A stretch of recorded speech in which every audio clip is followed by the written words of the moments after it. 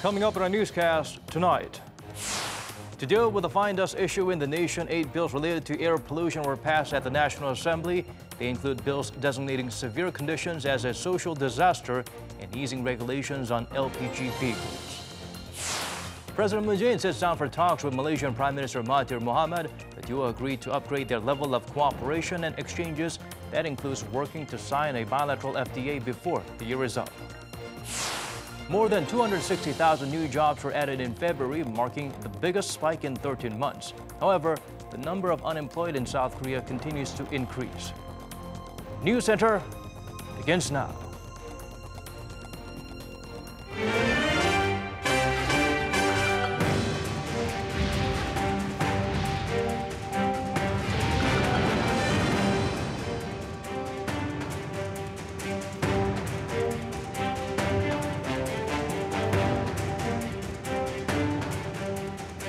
It's 8 p.m. here in Korea, live from our studio in Seoul. This is Arirang News Center. Welcome to our program.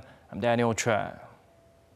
Fine dust levels have been alarmingly high in the nation over the past few weeks. In response, lawmakers have been working to tackle the problem. The National Assembly passed several non-contested bills to help fight the pollution and protect people from the particulate matters. Kim Mo-gyun starts us off. A total of 8 bills related to fine dust pollution were passed during the Parliament's plenary session on Wednesday. Of the measures, the most anticipated one was a bill which will designate severe fine dust air pollution as a social disaster, which would allow the government to inject state funds to prevent and cope with fine dust crisis. Another bill passed on Wednesday will ease regulations on LPG vehicles, allowing regular citizens to buy such cars, as the current law only allows taxis, buses, and rental cars to use LPG. The regulations on LPG vehicles were relaxed, as such vehicles emit less fine dust than diesel or gasoline-powered cars. Other bills include those that will require the installation of air purifiers and fine dust measuring devices in schools and other public areas, such as subway stations. The passage of the bills came as rival party floor leaders agreed last week to make the votes on air pollution laws a priority and work together to fight the nation's worsening air quality.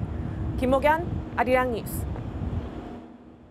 President Moon Jae-in says Seoul will push to clinch a bilateral free trade deal with Malaysia this year. During a summit with the country's prime minister, the visiting South Korean leader promised many more business opportunities with the ASEAN partner. Shin Se-min files this report from Kuala Lumpur. The leaders of Korea and Malaysia are taking things to the next level by upgrading their cooperation and exchanges.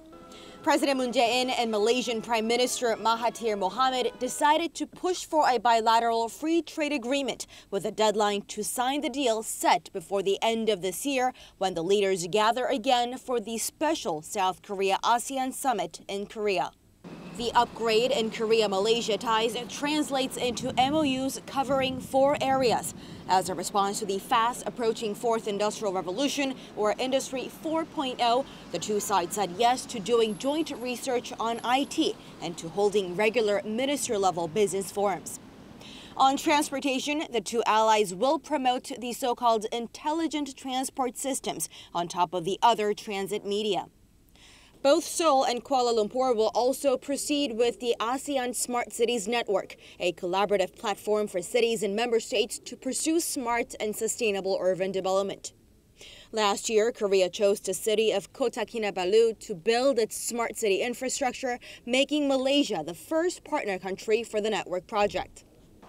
The leaders also called for efforts to develop new joint business opportunities, such as combining the growing popularity of the Korean wave, or Hallyu, with Malaysia's halal industry.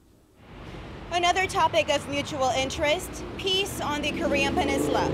President Moon and Malaysian PM, who last year had urged to loosen sanctions on the regime, agreed to closely coordinate to help North Korea become part of the international community, as well as a partner of ASEAN member states.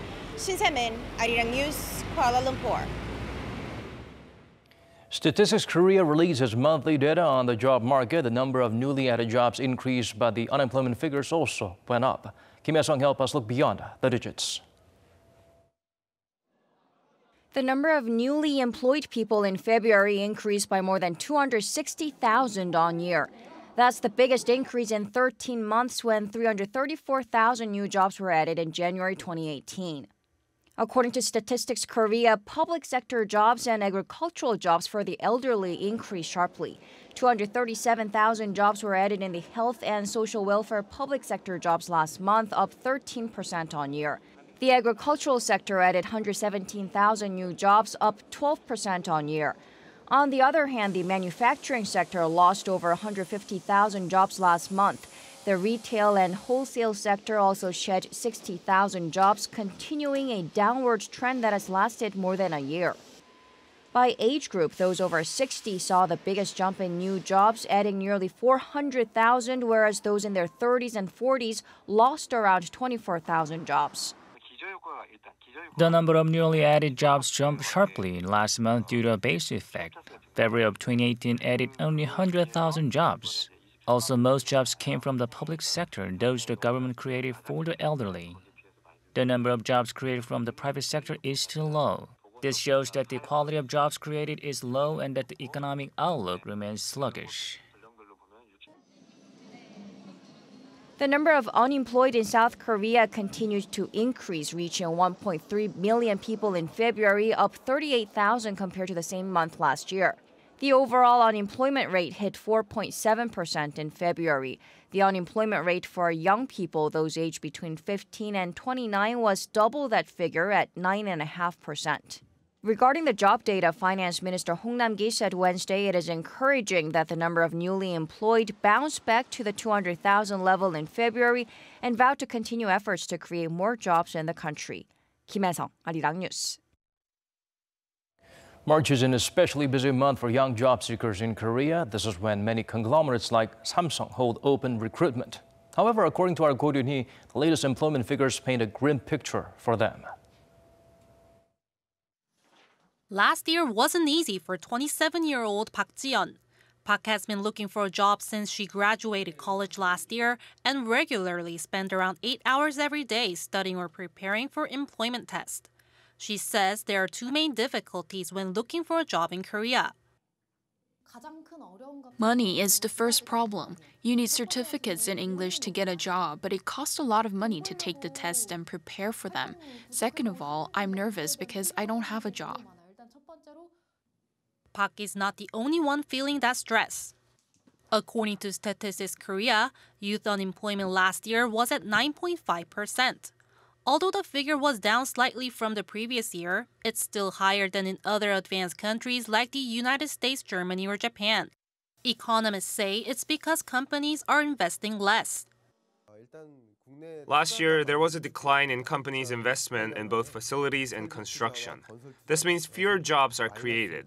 Also, both Korean and global economies are experiencing slower growth. Separate data from the Korea Economic Research Institute provides specific reasons why companies are not increasing recruitment. Based on a survey in February of Korea's top 500 firms by sales with more than 300 employees, more than 30% of companies said they're experiencing difficulties such as restructuring, and more than 20% blamed the worsening economy. So what are some sectors that young people can find jobs in? A manager at a local job portal says companies are showing aggressive hiring efforts in fields related to the fourth industrial revolution. In manufacturing, new jobs are being created in fields related to electric and hydrogen vehicles. In the financial field, blockchain and fintech are some sectors that are increasing recruitment. This manager went on to say that it'll be a big help to pay attention to the changes in recruitment methods, such as Hyundai Motor Company announcing that it'll be hiring people all year round, instead of just during designated periods such as the month of March. Go Ryun-hee, Arirang News. In 2018, South Korea's National Health Insurance Service suffered its first annual deficit in over half a decade. Latest data suggests it's because of the expanded insurance coverage initiated last year. Joon-young has the details. From July last year, the National Health Insurance started covering ultrasound tests on the liver and gallbladder and magnetic resonance imaging for brain and cerebral vascular diseases, which all increased the health insurance service's total expenses, pushing it into deficit for 2018. According to the latest data by the National Health Insurance Service, it did enjoy an annual surplus from 2011 to 2017, peaking at $4 billion for 2014. After that, the surplus began to decline, and in 2018, the agency recorded an annual deficit of roughly $160 million. The new expanded insurance coverage brought up the agency's total expenses, and there could be a larger deficit in the future, as the insurance will also cover the treatment of rare diseases from this year. The agency concurs, saying going back to annual surpluses in the near future is unlikely. It also projected that its total reserves, currently standing at roughly $18 billion, will likely be half that by 2022 if the coverage system stays the same. While the new coverage system reduces the financial burden on patients, the shrinking state insurance fund is a concern the government must address in the long term. Cheonghae, Arirang News.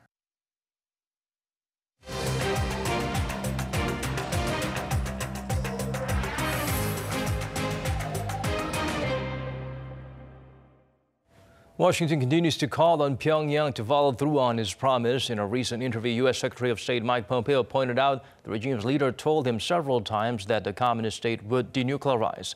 Lee Seung-jae shares with us the top diplomat's remarks.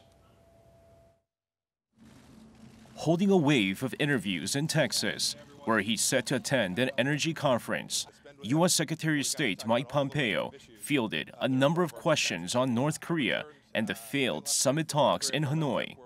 Pompeo said it was time for North Korea to act on its pledge to dismantle its nuclear weapons program, saying talk is cheap and the most important thing is action on the promises made to the U.S.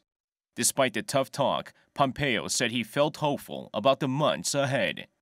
Pompeo also took the opportunity to reveal that North Korean leader Kim Jong-un had told him face-to-face, quote, no less than half a dozen times that he would denuclearize. In a separate interview, Pompeo credited international sanctions on Pyongyang for bringing Kim to the table. He says one of the ways that Washington can convince North Korea to move towards denuclearization is to reduce the amount of energy they can import. He added that U.S. and UN sanctions have made a material difference. Regarding reports North Korea is rebuilding a key missile facility and could be preparing another rocket launch, Pompeo only emphasized the progress he's seen since the two sides began talks. He reiterated the North hasn't conducted any further missile tests, no more nuclear testing, two important tools for advancing their program. Pompeo also sounded confident about U.S. defense readiness on the peninsula, despite President Trump's scaling back of major military exercises between the allies, citing the financial cost and damage they do to North Korea diplomacy. Lee Seung-jae, Arirang News. Recent satellite imagery showed increased activities at North Korea's key missile sites, and Washington says it's taking such moves very seriously. But Seoul's military confirmed today that the site is not likely to be fully functional, and a rocket launch as well is unlikely. Oh Jung-hee explains further. North Korea is reportedly restoring key components at its Dongchang-ri missile engine test site, which was dismantled last year July, and increased activity has been detected at Sanam-dong, where Pyongyang previously assembled its ICBMs. These reports are raising concerns on whether the North is preparing for a possible missile launch in the near future following the breakdown of the Hanoi summit. But Seoul's military confirmed for the first time that these sites are not likely to be fully restored, and there's a low possibility of a rocket launch. On Wednesday, Seoul's Defense Ministry briefed the National Assembly's Defense Committee. The military explained that the North has almost finished restoring the Dongchang-ri missile engine test site physically, but added it is not clear whether the site is fully functional. Defense authorities also ruled out the possibility of a missile launch anytime soon, saying even if the site is operating normally, the regime would need more time to prepare for an actual missile launch. According to the military, Pyongyang started restoring the missile site before the Hanoi summit to prepare for inspections by international experts once the summit succeeded. Seoul's Unification Ministry shares the same idea. On the day before, the vice minister said there's not much significant movement at the site and that recent reports shouldn't lead to an unnecessary escalation of tension. We're seeing that North Korea is continuously stating its will to maintain dialogue, not cause instability. Why North Korea is rebuilding its key missile site right now is yet to be seen. But some watchers say the recent moves are part of Kim Jong-un's efforts to keep Trump's attention. They add because Kim wants the sanctions to be lifted above any other condition, he would want to continue negotiations with Trump and won't go ahead with the missile test, which will only lead to tougher sanctions. Jung-i, Arirang News. Seoul's foreign ministry announced its main goals for this year. At the core is enhancing diplomatic efforts to push for denuclearization and peace on the peninsula. Park Hee-jun sheds light on their action plan 2019. Seoul's foreign ministry says it will take the leading role in maintaining nuclear dialogue based on North Korea and the United States' trust in South Korean President Moon Jae-in. Revealing its action plan for 2019 on Wednesday, the ministry said it plans to work for tangible progress on the North's denuclearization and lasting peace on the Korean peninsula through close coordination with the U.S. and the international community. A ministry official told reporters that the government will also ramp up its diplomacy so that these efforts lead to improved inter-Korean relations. And although no agreement was reached by Kim Jong-un and Donald Trump in Vietnam, the ministry says it anticipates huge advancements to the post-Hanoi negotiations and Kim's reciprocal visit to Seoul. The ministry also plans to negotiate more closely with neighboring countries, addressing the frosty bilateral relations with Japan that spring from disputes over wartime forced labor and sexual slavery. The ministry said it will work toward developing ties that look toward the future. Although Tokyo is reportedly reviewing economic retaliation over those disputes, the ministry official said the South Korean government hasn't been notified of any such action. He also emphasized that Seoul will stick to a dual approach so that historical disputes don't affect negotiations on other policies. Park Hee-jun, Arirang News. South Korea and the U.S. will hold a session of their working group on North Korea in Washington this Thursday local time to coordinate on a range of issues. According to the foreign ministry, participants will look into pending issues between the two Koreas and between the regime and the states, including denuclearization as well as cross-border cooperation. The South Korean delegation, led by the foreign ministry's Peace Diplomacy Planning Team Director Lee Dong-yeol, left Wednesday morning. His American counterpart is Alex Wong, the Deputy Assistant Secretary for North Korea in the Bureau of East Asian and Pacific Affairs. The two sides will likely focus on inter-Korean cooperation matters, including reunions for separated families using video conference calls and resuming tours to the North's Kumgangsan Mountain. South Korea and Japan will meet in Seoul on Thursday to discuss issues that are hurting their bilateral ties. According to the Foreign Ministry Director General for Northeast Asian Affairs, Kim Yong-gil will meet his Tokyo counterpart Kenji Kanasugi mainly to exchange views on the South Korean court rulings ordering Japanese companies to compensate Koreans for their unpaid labor during World War II. The meeting comes amid recent reports that Tokyo is considering raising tariffs on South Korean imports and bringing the case to the International Court of Justice after Seoul did not respond to demands for an intergovernmental discussion on the matter. The Ministry of Patriots and Veterans Affairs promised to take another look at more than 20,000 unapproved applications to officially recognize them as independence fighters. This year is the 100th anniversary of the March 1st independence movement against Japanese colonial rule. So the ministry said it will be focusing more on finding and rewarding women and student freedom activists who've been overlooked in the past. Also, to remember the last 100 years and forge ahead into the next 100, the ministry will work to expand medical and welfare services for not only patriots and veterans, but also their families. Today marks the 10th deployment anniversary of the South Korean Navy's Chonghae unit. Stationed in the Gulf, they are dedicated to protecting the vessels and citizens off the coast of Somalia. Kang Young-woo gets us better acquainted with this elite group. Wednesday marks the 10 years since the South Korean Navy deployed the Chonghae unit to the Horn of Africa.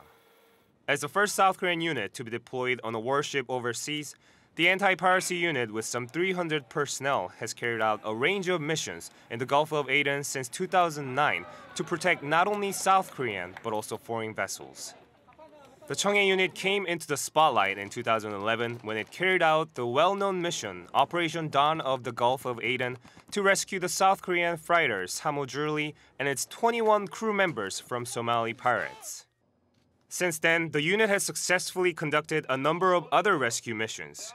It ensured the safety of the crew of the cargo vessel Hanjin Tianjin, sailors abducted from the tanker Gemini, and other South Koreans kidnapped by pirates in waters of Ghana as recently as last year.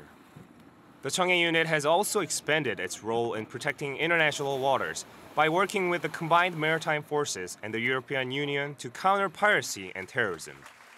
As of February this year, the Chonghae unit has escorted and provided assistance to some 20,000 ships in waters off conflict-ridden Somalia and has fought off Somali pirates 21 times. The Navy plans to hold a ceremony at its operational command in the southern port city of Busan to celebrate the Chonghae unit's 10th anniversary on March 19th. 간영우, Arirang News. The career of two K-pop idols have likely come to an end over sexual offense allegations. Police are going to question Joon-young and Big Bang member Seung-ri over sex videos and illegal escort services. Hong Yu has the latest. Joon-young admitted Wednesday that he had secretly filmed himself having sex with various women and sharing the videos with his friends through a mobile group chat. Within the chat, Jong also bragged about his sexual relations with the woman and joked about his friends' various sexual encounters. Officials say he has been sharing the videos that were recorded without the consent of the woman since 2015. Police say at least 10 different women were in the various videos. The K-pop star said he did not feel any sense of guilt for his behavior at the time, but on Wednesday he apologized to the victims. He also said he will put everything down as a public figure and withdraw from all activities in the entertainment business. Jung's activities were uncovered in the process of narrowing down the investigation of Seung-ri, a member of the popular boy band Big Bang. Seung-ri is accused of providing illegal escort services to his potential business partners for lobbying purposes. Seung-ri, who had recently expanded his career to running several businesses such as restaurants and nightclubs, was also one of the members of the group chat at the center of the scandal. Seung-ri will be questioned by police for a second time on Thursday. His first appearance last month was related to suspicions ranging from drug use to buying sexual services for potential foreign investors in his businesses. While Seung-ri initially denied all the allegations, a group chat with his business partner and employees that was released to the media showed he had instructed an employee to arrange an illegal sexual service for a potential client. Since that came to light, Seung-ri announced his retirement from the entertainment industry. As more details of these scandals emerge, the moral standards of celebrities are being put under tougher public scrutiny. Hong Yu, Arirang News.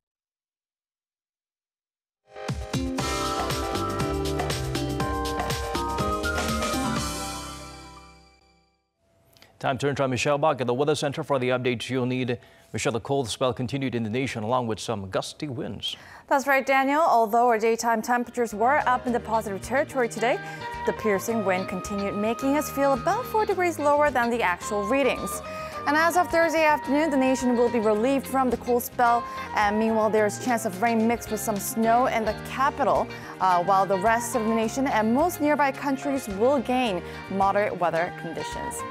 But before that, the cold spell will drop our lows down further than today. So it will be colder by a degree or even so, hitting -2 degrees Celsius and Chuncheon at -8, while the southern cities such as Busan remains in the positive territory. The highs will range between 10 and 14 degrees, Seoul at 10, while Busan and Jeju jumps up to 13 degrees. Thursday's precipitation in the capital will eventually expand across the whole country by Friday, and then the sun will come out again over on the weekend. I'll leave you with the weather conditions around the world.